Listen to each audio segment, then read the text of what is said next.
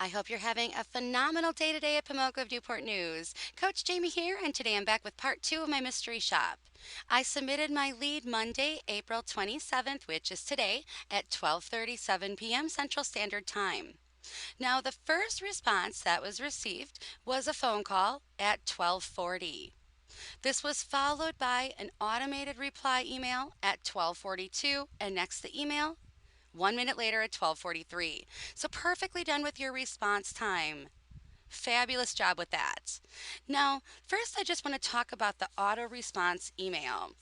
Remember, it's not necessary to send this, especially if your dealership is open. We actually do not recommend it as all responses should be personal.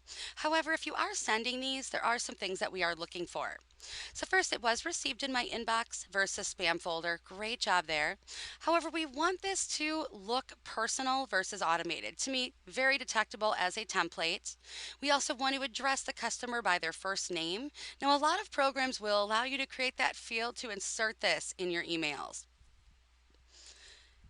Now, we do want it to appear to have come from someone, and while you do include your name, title, dealership, and phone number, remember in the future, for a complete signature file, you also want to include your personal email address and also a link back to your dealership's website. Well, it is down below here. We want to bring this up into that signature file.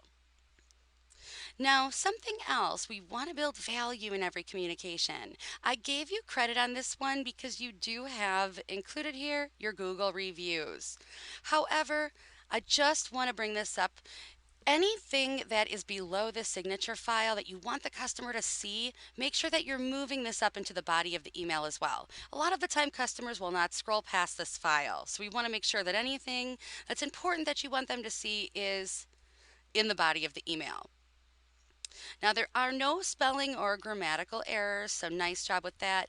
You also had a great response time as well, as we want the customer to think we made an effort to personally type them an email. So you want it to be set to send at least 3 to 5 minutes after receiving the lead. So you did a nice job there.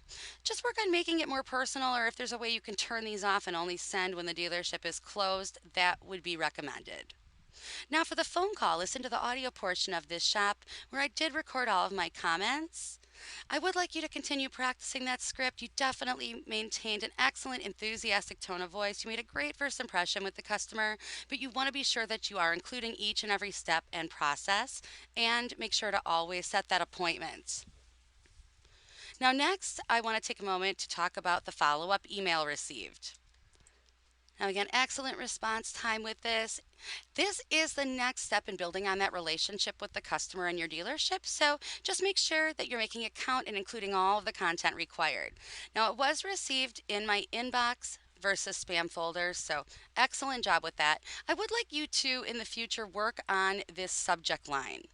You want this to be a bit more eye-catching. Keep in mind that a lot of the time customers will receive dozens of emails in a day, and generally you have about half of a second to catch their attention before they either delete the email or just completely ignore it. So what you want to really include is the vehicle of interest along with your dealership name. We want this to clearly define not only who it came from, but the purpose of the email as well, as a lot of the time your customers are going to submit several leads in a day. So we want to remind them what this is regarding. Now, you do a nice job here thanking the customer for their time on the phone.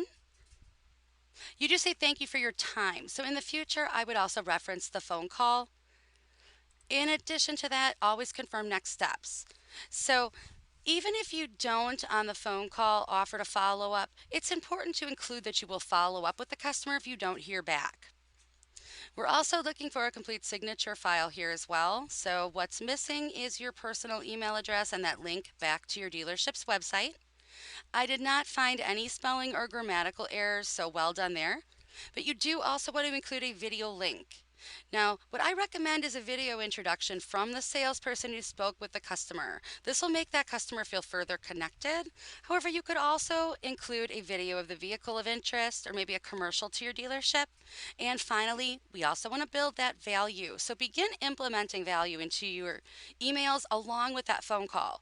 Now, this could be your dealership's mission statement. You could just talk about your dealership's great reputation and how long you've been in business.